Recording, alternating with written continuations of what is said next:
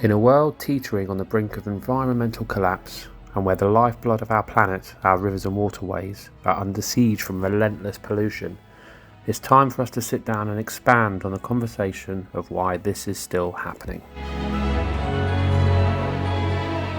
It has been reported that English waters are amongst the least healthy in Europe, and with the challenges of climate change ongoing, this is only going to get worse.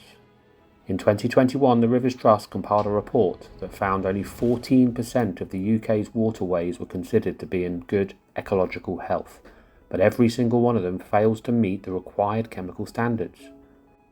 With water companies paying out almost £100 million in dividends, maybe our priorities are wrong.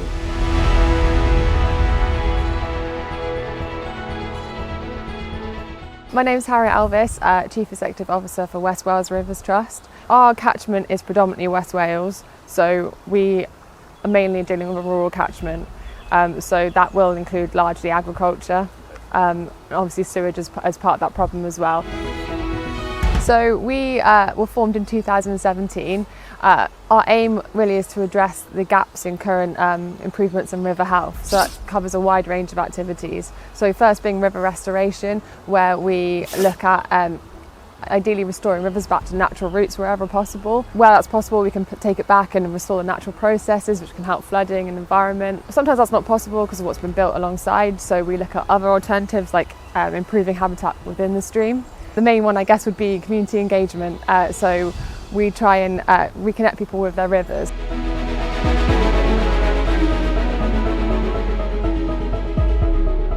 The biggest issues in our rivers sort of depend on if you're looking at a more urban or a more rural catchment. That can impact the types of pollutants getting in, for example.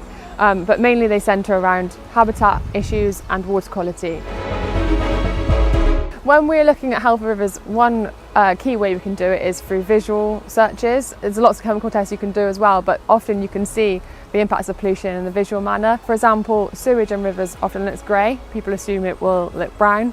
But then when you get down to a chemical perspective, one that's often not talked about and quite an emerging bit of research is the pharmaceutical pollution as well. So things like estrogen, for example, is quite high in South Wales from medication from the pill, for example. Antidepressants are making fish behaviour changes and all sorts of other emerging impacts. While we try and move forward in our daily lives, is it us that's causing the problem? Our need for more? The requirement to have it quicker, building more to accommodate more.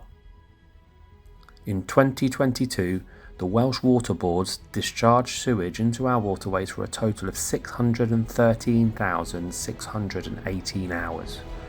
That's the equivalent to 25,567 continuous days. Dŵr Cymru are in a continuous state of upgrading their water processing stations, but it's just not fast enough. I can understand that it's not viable to upgrade everything now, but the issue then is they haven't been upgrading for multiple decades. It's aged infrastructure and this should have been happening a long time ago. If they'd started sooner, it would have been more feasible to be able to put that cost over a longer period. So there's definitely an issue there and they should be investing more. But I would equally say that councils and developers have a part to play in that, because the more development we put down, the more impermeable surfaces, the more surface water is being added into the system and the more volumes they're having to treat, and that's not really sort of considered as much as it should be. It's really important to keep an eye and be eyes and ears on the ground for rivers. Less people are fishing now because we've got less fish, so there's less people that are almost guardians, so we need more and more of those people that notice change, care enough and report it.